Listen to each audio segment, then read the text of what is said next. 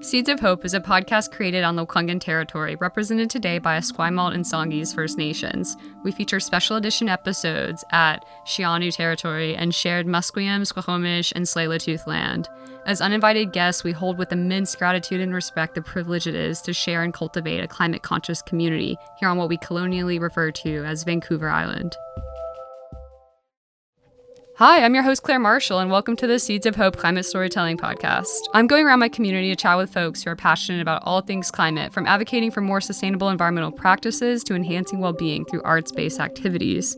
Today, we're heading over to chat with Carlos Sevilla, a climate modeler who makes reading clouds feel like story time. Carlos took a break from working on his PhD to talk to us about cloud dynamics, climate modeling, and why he thinks everyone should have a cloud friend. I shall introduce you. Yes. Actually, I'm going to ask you to introduce yourself. You're Carlos Sevilla, and you're on the 6th episode of the Seeds of Hope Climate Storytelling Podcast. Wow. Could you tell us about yourself? Wow, thank you so much for having me. I'm going to start talking like I'm on the radio now. Amazing. No, I'm going to change nothing. Hi, my name's Carlos. I am a climate researcher here in Victoria, BC. I'm originally from Quito, Ecuador. And I also just love clouds. Yeah, which is what I think is going to be the focus of this talk. Would love that. Probably that. But I should actually add that my research in climate sciences is related to clouds. Mm-hmm. I'm not just like a fan, like an unrelated fan. I also do research that is related to clouds. And I can talk all about how important clouds are for climate modeling. An unrelated fan of clouds. I would say that's me. I identify as unrelated fan of clouds. I think everybody should be. And I'm going to make an argument for that today. I should also add that I'm a PhD student at the University of Victoria. We're in the math department. And I also I've been working a co-op at Environment Canada with the Climate Change Canada Modeling Agency. I actually don't know what the acronym stands for, but that's okay. It changes every day in the federal. I do it for the government of Canada. That's not going to change. Well.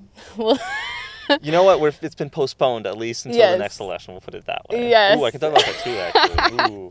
Maybe I'm not allowed to talk about that. That's a good question. Anyway. Okay, so you have your bachelor's in physics. Is that correct? And your master's in applied mathematics. You want me to give you like a full rundown of the trajectory? Just a little spiel, just to paint the picture. It's got some meat to it to some degree. I went to the United States. I studied at a little known college called Hampshire College, where I was doing. Well, I was kind of exploring. They gave me a lot of freedom, and I wasn't sure what I wanted to go into.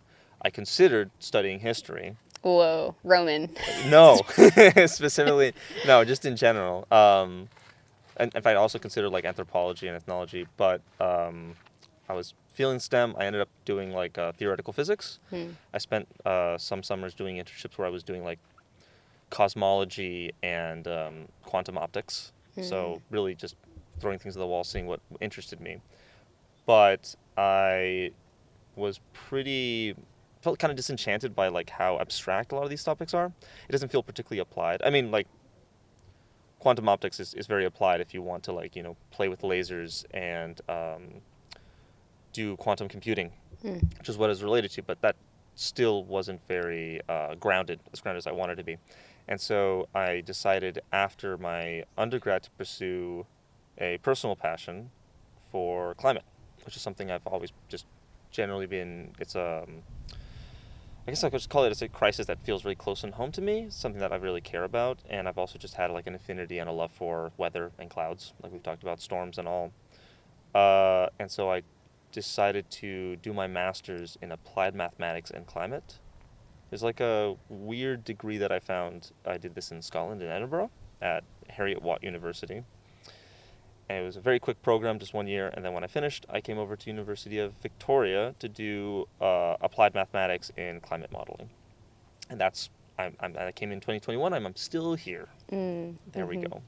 How did you know that you wanted to go from like just a kind of side fan of climate and clouds to like actually studying it? Like why not lasers? Because the lasers is like everyone's dream toy. Oh, yeah. I mean, like, if I could... that's a good question. So, I did this internship in Seattle, and they did genuinely ask if I wanted to stay and do like a PhD there instead. Like What? they did offer me a position at this lab in Seattle, and I said no, because at that point, I'm sure I would have been a great researcher, sure would have done great, but I wasn't that interested in the problems at hand. You know, like we're talking about like how do you trying to I have to think back on this. It's very dry computing kind of work. You know, like the lasers aren't as fun as you might think. We'll put it that way. How do you restrict a photon for certain milliseconds to a cavity? Those kind of problems, which have like very niche applications. I mean, at the time at least, tech was very interested in these kind of things for optical reasons, but like I wasn't interested in those reasons. You know, if I would have taken that job, it would have been just for a job's sake. So, yeah, I was just thinking like, what actually is my passion? What is a job that I could do that could be boring and I would still be engaged? And I just drew back to my childhood and like my love for storms, and realized that like I would want to do something. I have the freedom to choose something that is something I'm actually passionate, which is storms and climates and clouds and stuff like that. You keep referring kind of to, you said like boring. You said like the lasers are kind of boring, and this is like a boring. And you're like, what can I do that's a little bit boring that still brings kind of joy to you? Or I'm not sure how you phrased it exactly. I'm saying it's boring. Probably a lot of people love this kind of stuff. STEM is nowadays very little observational physics, right? Like it's very much like computer science effectively. So modeling is a very tedious mathematical approach where you're basically glued to a computer coding stuff up. If you're lucky, on a very high level programming language, and you run models and you see what these results are and you try to interpret them, but you're not really doing much hands-on stuff. Like you're not most of the time you're not running experiments. If you're doing theoretical physics, you're thinking more about math. And so it can be very dry. It can be very slow. It can be very dry. It can be very monotonous. And very often you'll be stuck in a pretty dank office most of the time. And all of that is still true for the job I'm doing right now for the Government of Canada, or for my PhD. It's very mathematical. It's modeling, it's coding, it's all that kind of stuff. But what makes it interesting for me is that I enjoy the topic, right? It's an interesting problem. It's a compelling problem, and it's a topic I'm just interested in. And that makes a huge difference, Word of advice from a PhD: don't do a PhD in STEM if you don't care about the topic. That is really good advice. Just some of the other really good advice I've heard from PhD candidate friends are just like, don't do anything you're not interested in, but also like advisors are really important too. Yeah, I like advisors, super important. Like having a good supervisor, having like a good cohort around you, like people that you enjoy working with, or even not working with, but like just can talk about what you're doing is really good. And then just having a topic you care about, you're gonna be doing it for like 3, 4, 5 years. So like you have to be engaged to some degree. Not you're gonna burn out. I know a lot of people have quit PhDs. So how something did to you? be aware of. Good to know. Good to know. How did you pick Victoria? Did you pick this program because Victoria's a good climate? This is when I confessed that I thought very little about Victoria, as unique as it is. I didn't really know much about it at all. I just knew I wanted to leave Edinburgh because I finished my program and I wanted to move on. I was reaching out to a bunch of like supervisors. I knew I wanted to do a PhD. I wanted to do in climate sciences, and I was reaching out to a bunch of potential supervisors. And I talked to somebody here at the University of Victoria, and we had a really good conversation. They explained the project. It was obvious that my skill set was very well attuned to what they needed and what they wanted, and they kind of just offered me a job on the spot. And I was particularly excited because I did kind of want to come back to the Pacific Northwest because I'd really enjoyed my time in Seattle. Had a lot of friends there, and I figured like Victoria's basically that. It's could just run over. It's like just close enough, right? No, but you actually could just run over if you could afford the Clipper. If you could afford yes, I could be there like today if I could afford the Clipper. Correct. 100%. I don't regret that decision at all because like Victoria is a really special and beautiful place, and it is the Pacific Northwest, and it does have the things that I was looking for coming back. As a side effect, I've discovered like a really awesome, unique place. I can gush a lot about Victoria, or rather just like the southern tip of the island and Vancouver Island in general. And like I do with pretty much anywhere I live, I love to just really learn the ins and outs of where I'm living. You know, just like what makes it tick, where what the people are like, what the living environment is like. We were just having that conversation about like cute little spots in the city, little hilltops, Little slabs. the little slabs is how you describe them, which I think is adorable. And I love finding those, like discovering areas and filling up the map. And it's exactly the same when it comes to like the atmospheric, the climate, and like the weather, or the cloud environment. I'm not really sure how I would describe it. I just love knowing what it's supposed to be like throughout the year, and like feeling that and feeling the weather, and like, you know, really learning a place. Yeah, I feel like you know clouds and like what the clouds should look like on any given day in spring or fall or summer, just like how I know what birds should be. There's seasons for this stuff, you know. Yeah. Like you talked about, you know, well, I wanted to ask you a little bit more about like different seasons for seeing different birds, right? It's the same for clouds, right? There's times of the year that are just very exciting for approaching weather on the island and in Victoria. And it's just fun to be attentive, fun to treat them like events, fun to treat them like phenomena that you can just go out and observe. Almost like the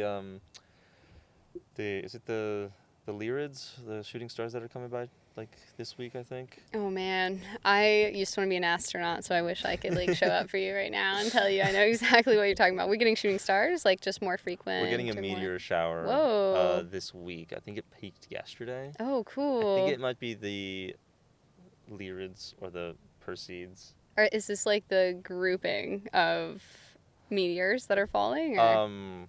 But yeah, we can talk about meteor showers. The Earth moves through certain regions that have like densities of debris, I guess, and when we do that, like we see shooting stars basically, and like a lot higher frequency, and so we just happen to be doing that right now.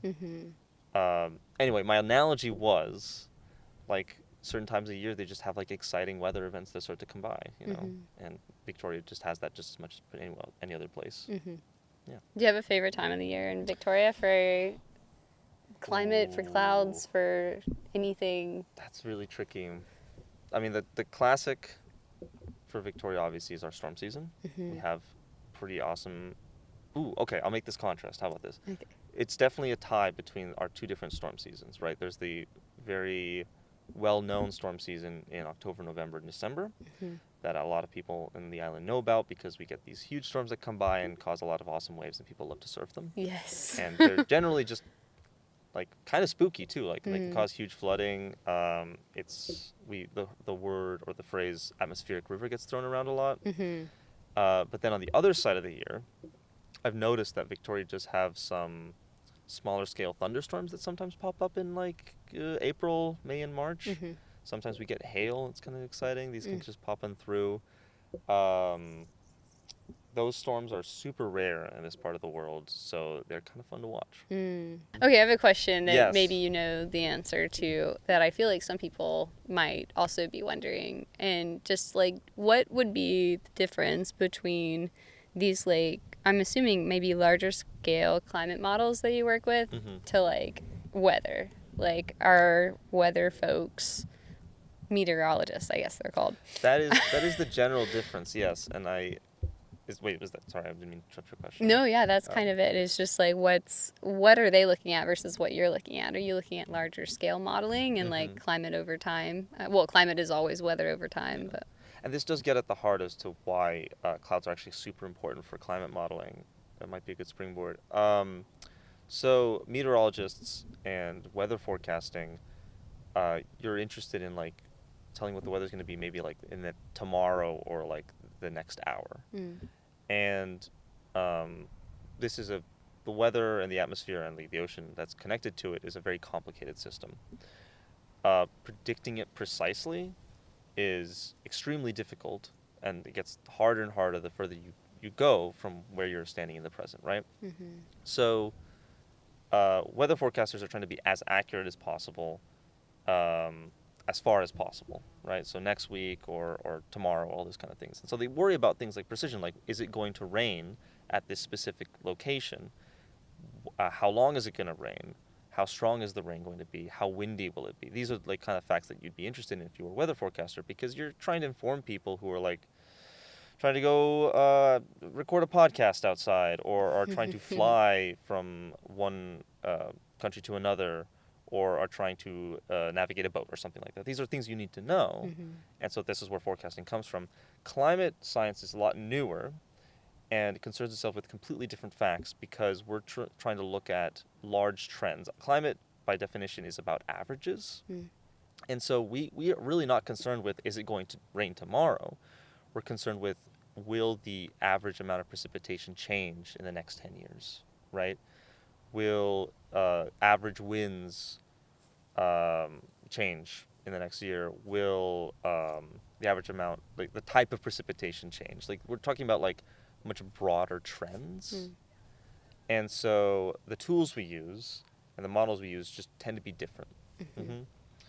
I hope that answers your question. No, yeah, that does answer my question. So, and I can go off on talking more about climate modeling. Yeah, so just like going off on a tangent about climate modeling is totally welcome. I think most people have no idea what it means when we say climate is changing. Well, maybe they understand that a little bit now, just because it's very observable for us as regular humans on a year-to-year basis. But a lot of people don't understand what we say when we say, oh, it's going to, the average temperature is going to be raised by this much. And then rainfall, we're going to have less rainfall, less frequent rainfall, but more intense rainstorms and things like that. I've been teaching way too much math, so right now I'm genuinely thinking about how I would explain this if I had a blackboard and some chalk. We should have brought that next time. That'd have been cute. Would have been amazing. It would have been up to me just to like wheel down like my little chalkboard or something like that. Like a little board. Oh, that'll be in a documentary follow-up. To describe this in words. So I'm going to focus on two different core concepts to describe the difference between weather and climate, and like how to differentiate the two of them. In math, we have this concept called stochasticity, which, if you don't want to learn any fancy terms, it just means randomness. Okay, probability and randomness. So, for lack of like a perfect understanding, and really it effectively is, the weather is stochastic, right? It has all these random effects, and so it would look like just noise if you're looking at like a sound wave, you know what I'm talking about? It just like dart up and down in all these random kind of motions. Now, that's basically weather, right? There are trends, obviously, things don't happen just randomly, but like it's a very complicated system that just dart around quite drastically, especially when it comes to rain and predicting when rain is going to happen. So if you were sitting, let's just look at all these, like, you can imagine it for listeners as like a very jagged mountain range. And weather forecasting is basically sitting at the top of a mountain and trying to predict how far or how tall the next mountain is, right? You're looking very close distances, and you're just like one peak to the other, right? Climate modeling is if you took that line and you smooth it out completely out of all those rough bumps and edges, right? It's just a single straight line that tells you the average of how things are going to go. Things can jolt up and down, but like in the middle there's a trend, an average, and that is just as important to know, right? Because very jagged mountains, let's say very jagged mountains here on the island are going to be very different heights than very jagged mountains up in the Himalayas, right, on the Tibetan plateau. Does that analogy make a little bit more sense? Yeah, absolutely. I love analogies. Yeah. So we're talking about like where this random noise and stuff is situated, really, and climate modeling tells us where this average is, where this base is going to be. And if that changes, like obviously like the randomness is going to change, but it's very hard to see from, I'm not sure if this analogy really works for explaining in words. So yeah, I'll put it this way, right? If you were trying to, what's a better analogy here? I like thinking about it in terms of that centralized like point, and just like talking about how important that like averages are really, really critical to see over Yeah, I'm thinking about mountains right now for some Yeah, reason as my mountains. analogy. Stick to the mountains. If I just dropped you down in the middle of a mountain somewhere and you had no idea where it was, and I asked you to look at the next peak over and tell me how tall that was, right? That would be like weather forecasting. Climate modeling is like taking a view from a satellite view and tell me what mountain range that was. You know, wide views of like the whole area rather than just like a specific point. I'm going to stick with that one. Let's see how it works. Yeah, so generally just like our aims and our goals and the tools we use to achieve that are just very, very different. And I can talk all about those different kind of climate models. Yes. Feel free to dive more into those like different kind of models. And like, are these models that are we studying like new ways to produce these models? Or are there certain climate models that are like true that we use, like whether we're in Canada or the US? Like, are we using similar climate models to like National Oceanic and Atmospheric Institute, or do they even still exist? I won't. I wonder how much I can actually talk about the specifics. I like about what Canada does, but what I can do is I can talk about like generally the tools we're using for climate. There's not that much variety. So unlike weather, which is very local and very like specific, and it's this math tool or also AI tool, kind of depending on what you're using. Climate modeling is not local at all. In fact, pretty much any good climate model is going to be modeling the entire planet if it wants to get something accurate. So something that surprises a lot of people, that if you want to model climate here in Victoria or in Canada, you have to include the entire globe. So you have to include like the tropics and the entire area, because it's all very interconnected. And so what you do is you'd create a math model that includes the entire globe by discretizing it, which just means cutting it up into little rectangles or little squares of every little patch of Earth. And then you're solving these equations, these fluid dynamics equations, at every point, almost like a resolution for like a digital resolution. So the big difference between like something that, if you're doing some sort of weather modeling and climate modeling, is that the resolution we're using for these climate models, because it's the entire Earth, it's going to be a lot coarser, right? We're talking about like much wider grid spaces, if that makes sense. A lot less specificity, because, we're trying to make predictions that are like hundreds of years from now. And so we're less concerned with like the specifics that are happening every little spot, and more about like what is the globe as a whole going to be doing. So when we say things like, I think we have a little bird here somewhere joining us. When we say things like, as a biologist, I've heard the term microclimate. Like, is that even a possibility? Like, to have like a microclimate? Oh yeah, that's 100% possible. 100%. That's more like when I'm talking about like this large scale kind of thing, I'm talking about how we're trying to predict like the entire world's climate, and to understand how like how do I explain this? Changes in our climate, or trying to predict how our climate might change, are going to be affected by changes that are happening thousands of miles from here. That doesn't mean that our climate can't be unique, right? Like, it can be unique and really tiny, but it's still going to be affected by things that are happening very, very far away, or from systems that are very, very large, right? Victoria has a microclimate, but that microclimate is affected by the Pacific, which is very, very big.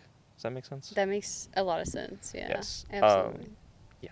And how do clouds play a key in these like climate models? Like, is that like, are you learning information from these clouds and like putting these into like big data processing, or like you extracting temperature and wind and all these other things and like learning how, is it kind of vice versa, if that makes sense? Like, you learn about cloud coverage from that data. Yes, that's a great question. Where do clouds come into these models, and why are they important? So, two major ways in which we care about clouds in the climate. The first one is that clouds are what are causing rain. There's a lot of chemical microprocesses that are happening in clouds that cause rain and different types of rain. So the severity of rain, how large the area that is experiencing rain, all of those things are going to be are important for our climate, right? So what kind of clouds we're getting, where we're getting them, those things generally matter for our climate. The second thing is that clouds are white, and that means they're really reflective. So they can have the same kind of effect that you'd expect snow to have in the sun. So people have probably heard of the effect of like, well, hopefully they have, of like ice on the poles being like reflectors and like reducing the amount of like sunshine that's coming into the earth, and like that, like the fact that they're disappearing has a warming effect because now there's less reflectivity on the earth. People don't hear enough about how there's clouds that have the exact same effect, right?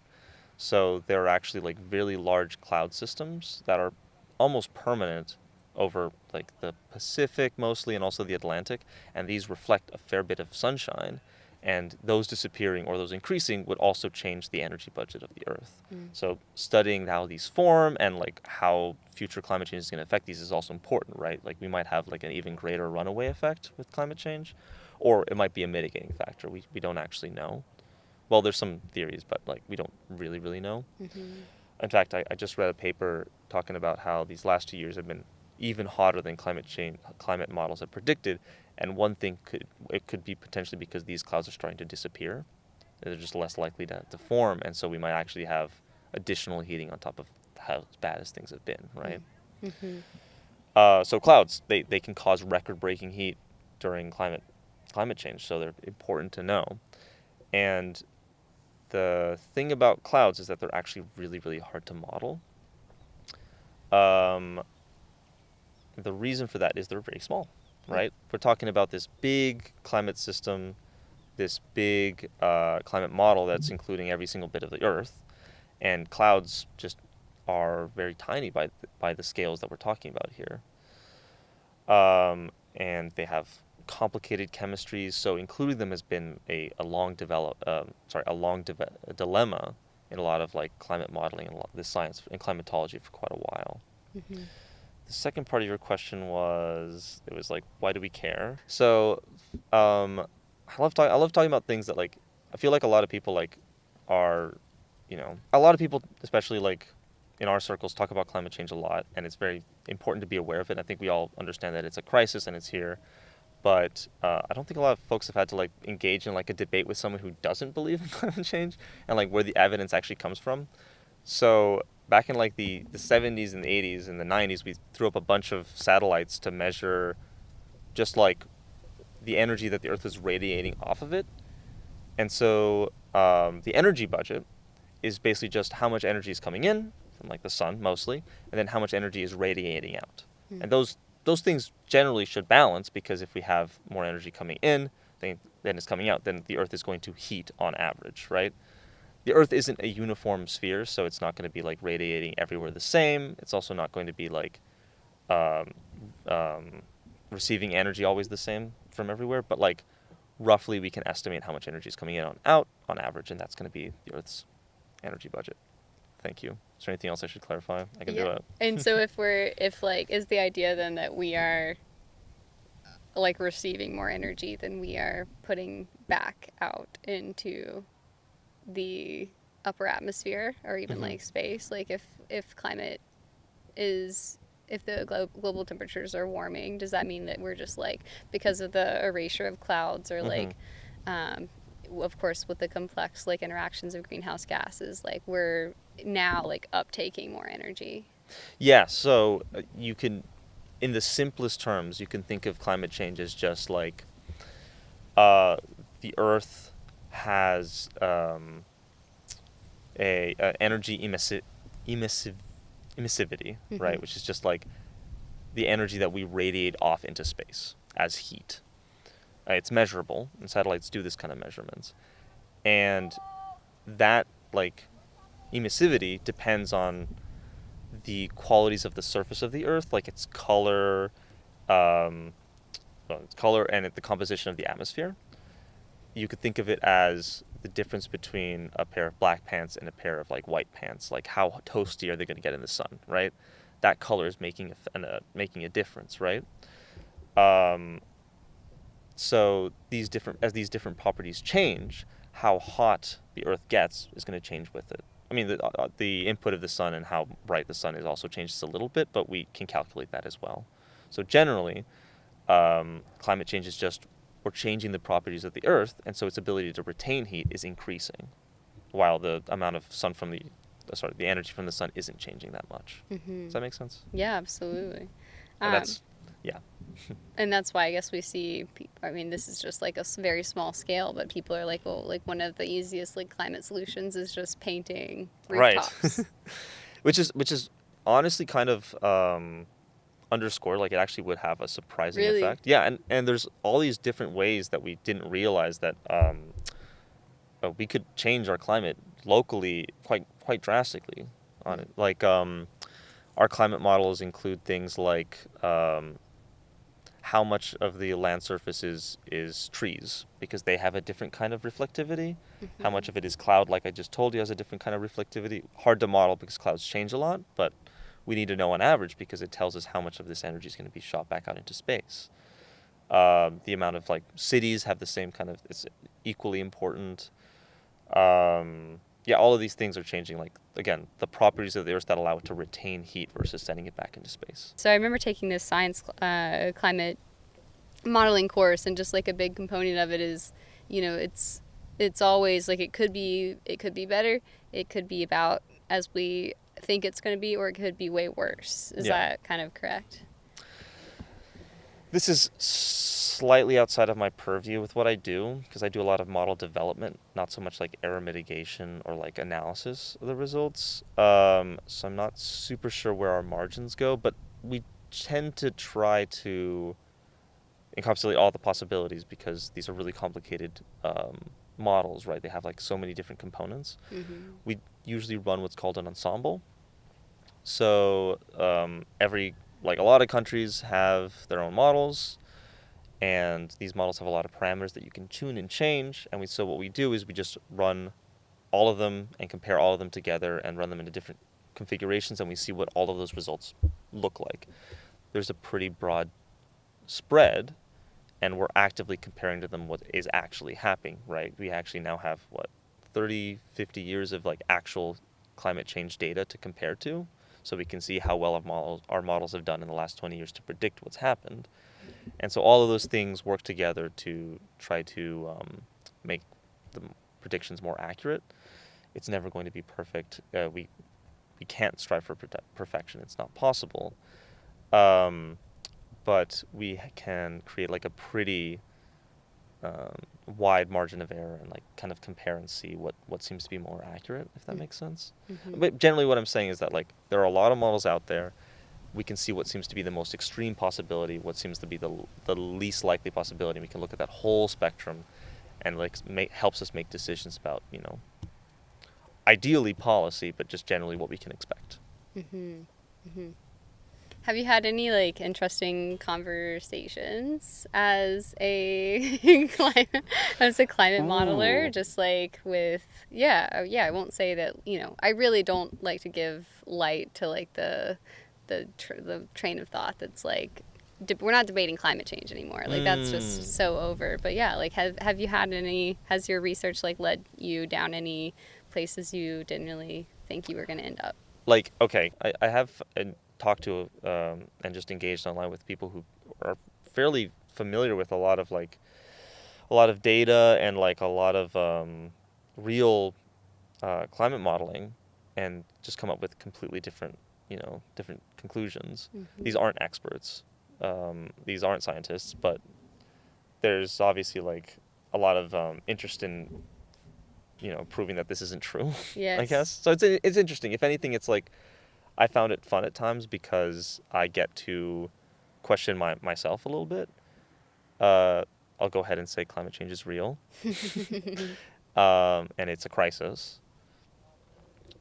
But it's worth taking some time to really look at the numbers and really look at like how we know this. Like what are the systems we put in place that like tell us that this is a real thing. And also just realize that, at least for me, one of the more interesting things, this is a debate I had online with somebody, and I realized I was wrong, even if the conclusion wasn't that climate change isn't real, is that someone was saying like, oh, the climate is changing all the time and this is not something to be worried about, right? Which is something I hear very often. Yes. Climate change all the time, don't worry about this, is totally natural. People use the word natural a lot in this context. And if an interesting fact is that the climate does change a lot, a surprising amount. We've done a lot of research in like paleoclimate, which is just the study of climate before we have any kind of historical records, and it does change a surprising amount. And a fact I did not know was that about between 8,000 and 5,000 years ago, it was in fact hotter than it was today, which is well within, it's like around where the pyramids were being built. Mm-hmm. And there was in fact no glaciers in all of Europe and Scandinavia at that time. So in human history, it actually has been hotter than it has been now, which I think is something that most people don't know. Why is that different from what's happening nowadays? Well, and why we should be alarmed and concerned about climate change. Well, that change where it was hotter back then happened over the course of thousands of years as opposed to decades. Mm-hmm. So the speed of the warming should concern people.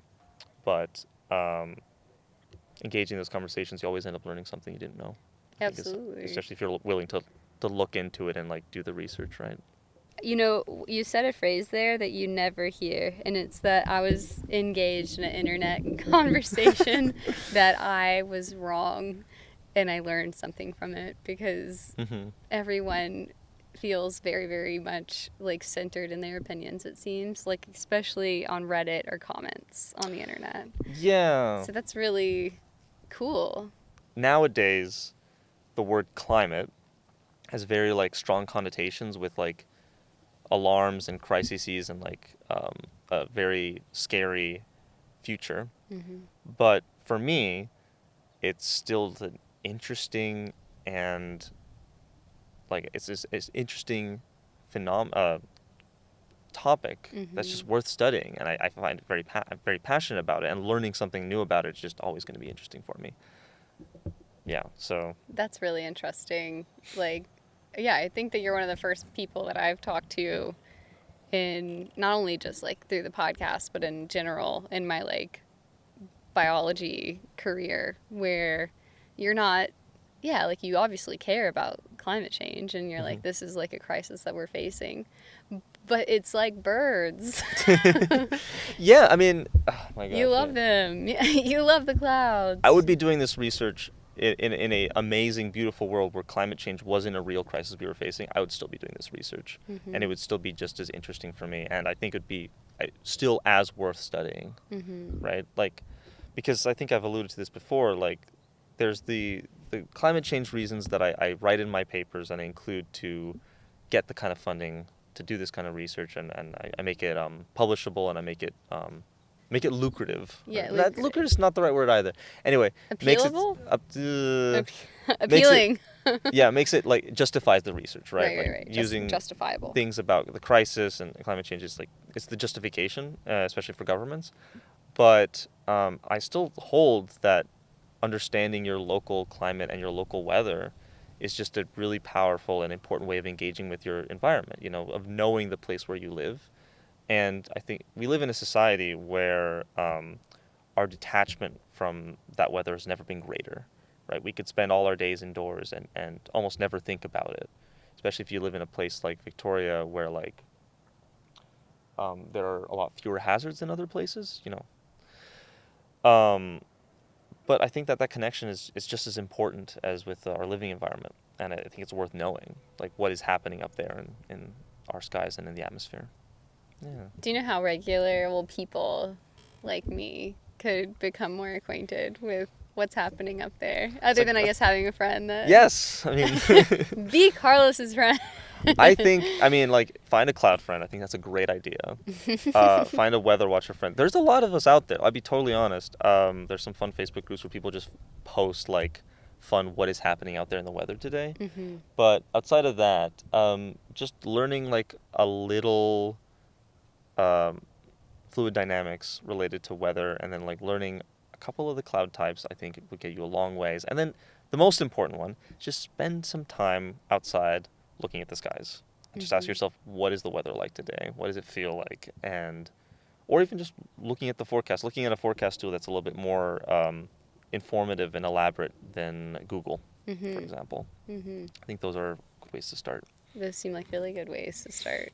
You mentioned the cloud types. What can you tell us about what are like certain cloud types that we can look out for. And I'm sure it's different depending on Mm-hmm. where you are. But there are some that are the same everywhere, right? Like cumulus. Yes, this is when I get to drop my favorite word, nephology, which is the study of clouds. Okay, Do nephology. I describe myself as a nephologist?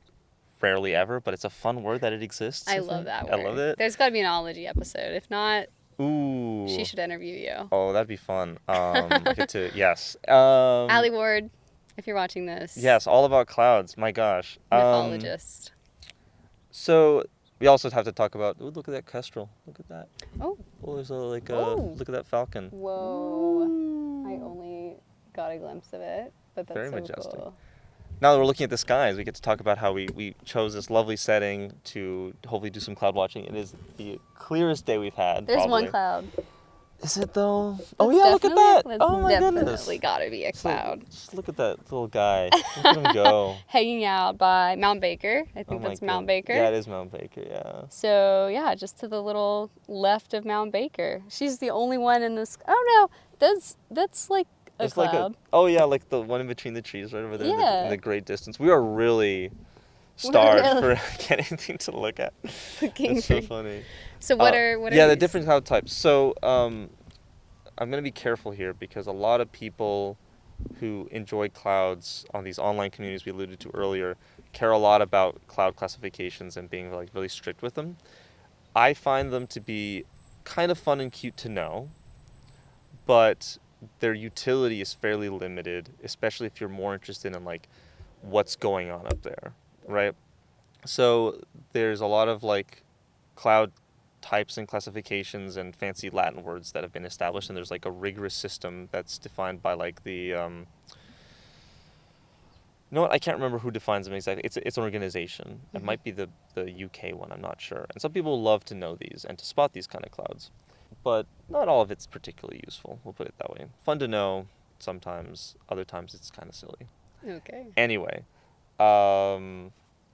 but some of the classifications, some of the genera as they're called, do tell you a bit about where these clouds are, so how high they might be in our atmosphere, and then also the mechanisms that cause them, which is what I'm more interested in. Right? I'm more interested in like what is happening in our atmosphere, a local atmosphere that's causing these to form. And it's really where like cloud watching can be a powerful tool because it's an important component of forecasting and like knowing what's happening on that day in the weather, because it says a lot about motions of air and systems that might be headed your way. So let's take, for example, our beautiful clear sky day. There is barely a cloud in the sky, and the few that are, the one that we saw over there is pretty much evaporating up, and the little misty over there probably will too. Little misty. What can we say about it? I mean, do we want to just go into full like cloud forecast? Yeah, just what does an empty sky say when you can't find a cloud? This is a lot of things. Here in Victoria, it tends to be that we have a high pressure system coming through. So Victoria is very special. Well, it's not like unique, but the thing that makes Victoria special here is that we are sitting at a spot in the mid-latitude, so fairly north, where we we're getting crossed by the jet stream all the time.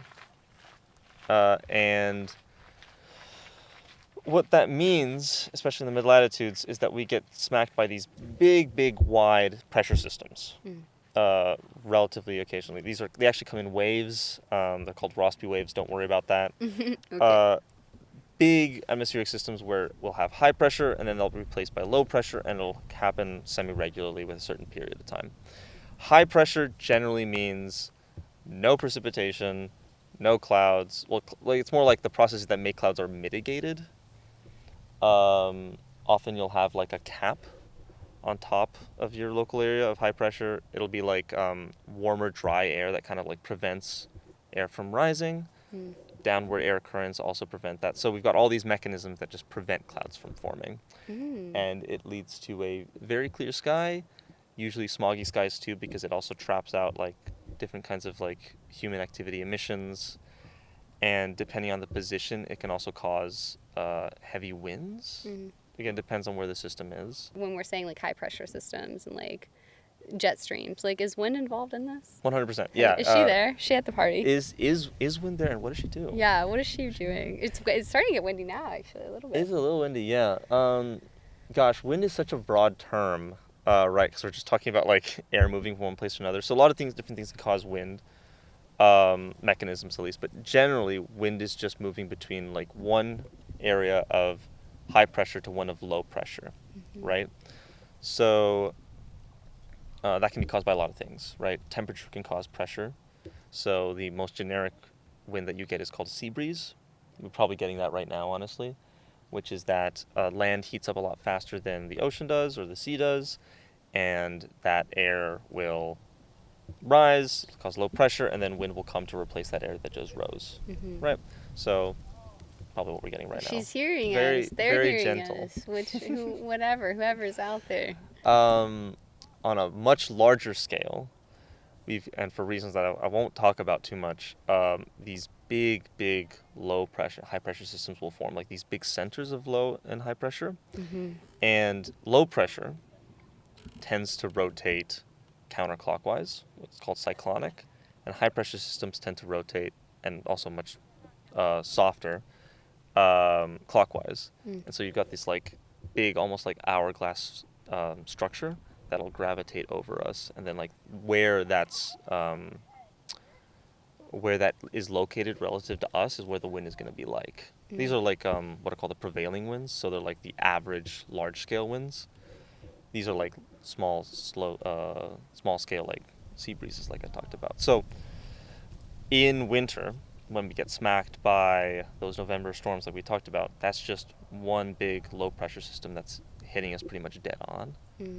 And these are big storms, right? They're causing like a lot of precipitation to happen and like really heavy winds. More often than not, if we're getting hit by a storm here in Victoria, Haida Gwaii is also probably being affected by the exact same weather. Talking about thousands of miles long, kilometers long systems. Does that make sense? Yeah, absolutely. How does wind affect cloud? Is that the question again? Yeah. Well, it's depending on the cloud. If I had an example, I would 100% show you. Yeah. But and depending where it is in the atmosphere, right? All of those things. So different I should say, like, because of all these difference in pressures and stuff like that cause wind, as you go up in the atmosphere, the wind is going to change. It's going to be different. It can change completely the direction it's pushing. It can just be a lot stronger. All of those different kinds of things. And if you want to form like a big cohesive cloud, you don't want too much wind as you're going further up. So in an example where it's like a super chill day like this, obviously we've got no clouds, but if a cloud were to form, it'd be able to tower up and be really, really lovely and stay cohesive.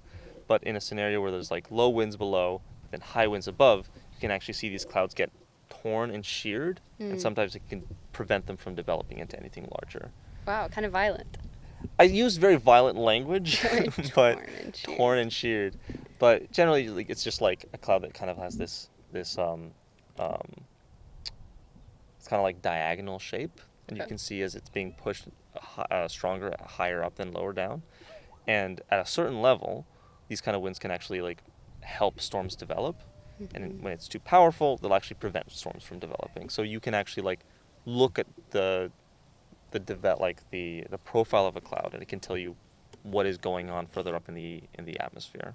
Which is why I like clouds, right? I'm talking about like they're a visual cue and a manifestation of like how the air is moving above you. Like they tell stories. Actually see it, yes. They're like biological indicators. That's kind of a nerdy word. I think they're exactly like that. I just want people to learn their clouds, you know? It's not that much to ask. I don't think it's that crazy. Drop some cloud names.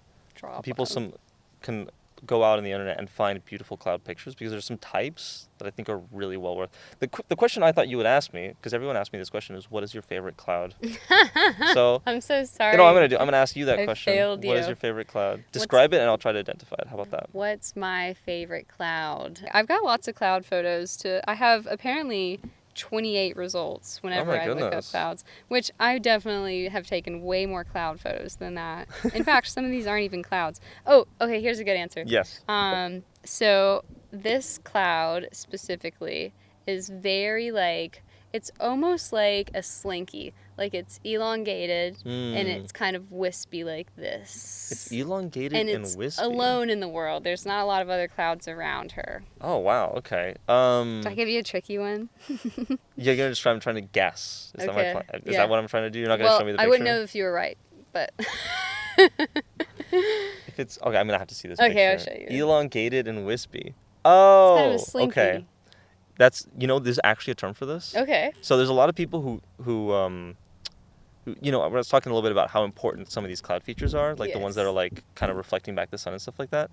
There's like some research of people who try to like classify them with AI and identify them with like from satellite pictures. It's like image recognition with AI. And those are actually called fish bones. Fish bones. Fishbone clouds. Like a fishbone cactus. Yeah, and they cool. do look it. That actually might be a contrail.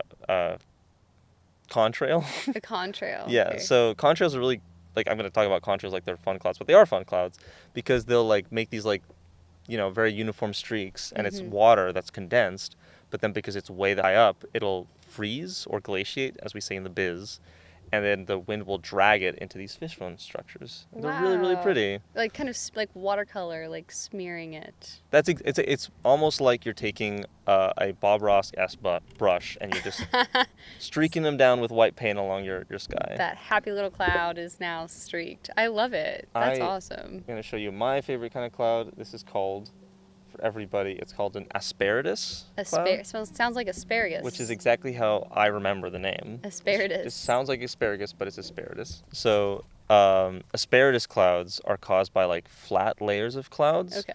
And so as these clouds are moving over a layer of probably like colder, drier air, they won't mix, right? They're like very distinct layers of air.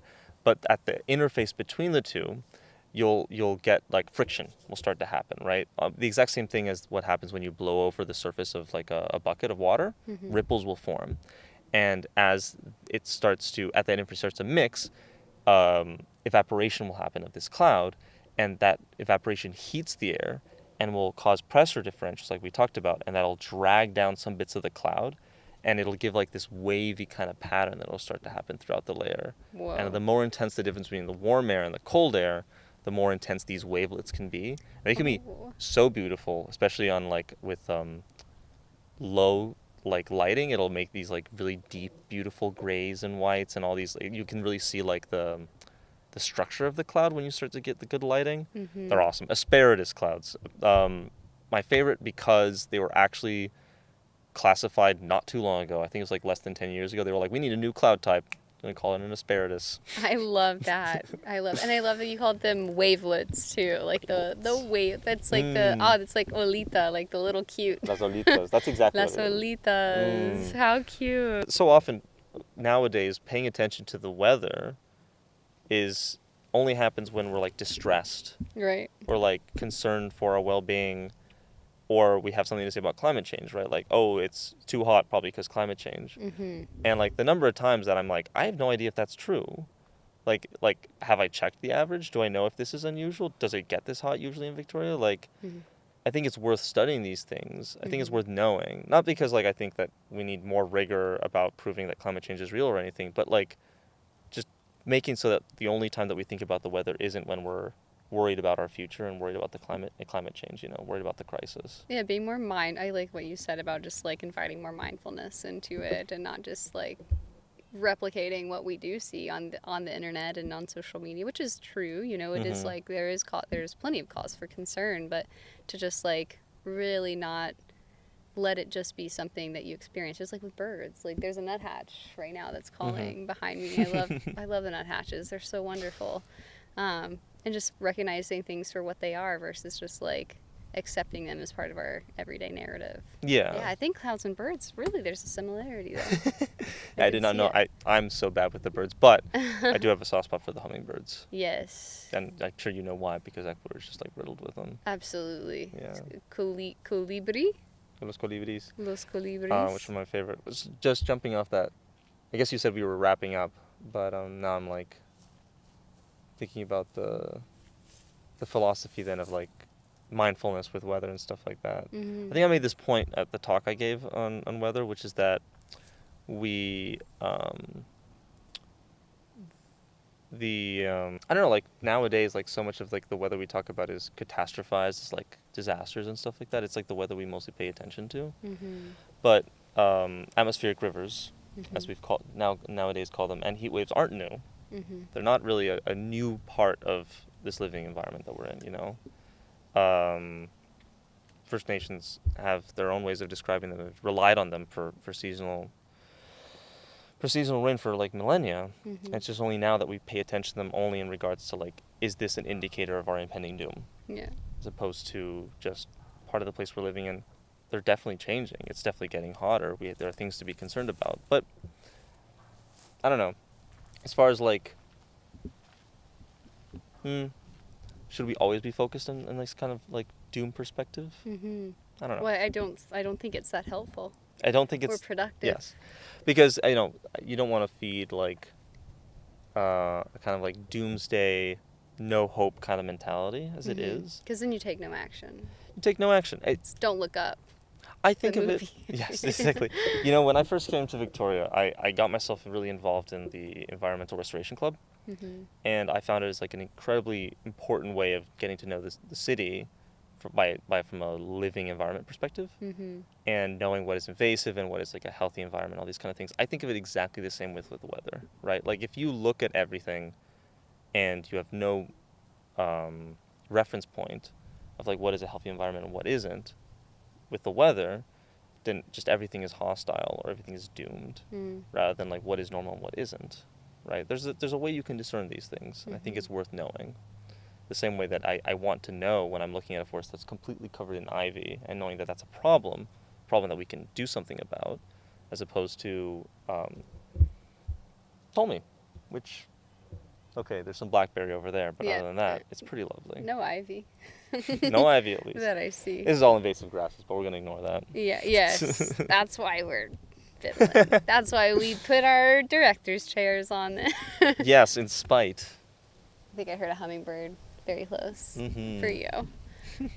In spite, yes, in spite. Yeah, and ecological restoration is such an easy way. Like climate, it's really hard to take everyday action to like be like, I fixed this, or I've done better today, other than like being mindful of energy consumption. But when it comes to ecological restoration, it's like hands on. It's something that you can be like, oh, like I left this place a little bit better. And you can do that in climate too. It's just like a bigger scale, I believe. Whoa.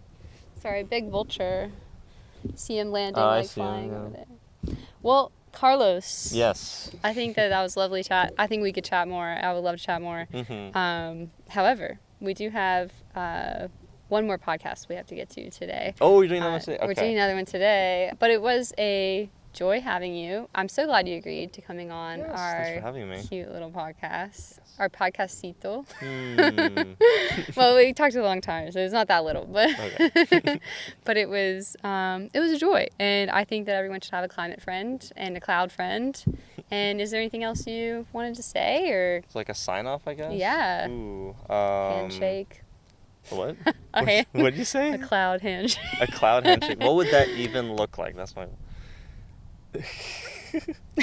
maybe I'll take this opportunity to promote the contra dances that I organize. Absolutely, yeah. How can we? In Victoria, I also help organize really fun social dances called contra dances that are super fun, and they happen. You can just look them up, Victoria Contra Dance. How about that? I certainly will. Just haven't talked about that at all, but I figure I'd bring that up anyway. Throw it in. Yes. Is this on social media, or is Yeah, this, it's a website. Okay. Yeah, Cool. Victoria Contra Dances. Is there any You other? don't have to include this, by the way. That's totally fine. No, I will. I will. Is there any other way we can I guess you work mostly for federal government, so I'm not sure if your work is like ever outward facing. Is there any other way to keep up with your cloud research or climate modeling, or do you have any publications that you could point to? You know what? Honestly, there's nothing yet. I'm going to publish some work, but it's all going to be super dry, technical climate modeling stuff that we haven't even talked about really, and I think that's not really worth anyone who I didn't talk about it because it's not that interesting at the end of the day. It's very technocratic. I have an Instagram where I post occasional cloud pictures. I like that. I'm Carlos Sevilla on Instagram, which is just exactly how public facing I'm going to be about this is. I've not really done much about that, but I love talking about it. So absolutely, I would follow you everything you've talked about today.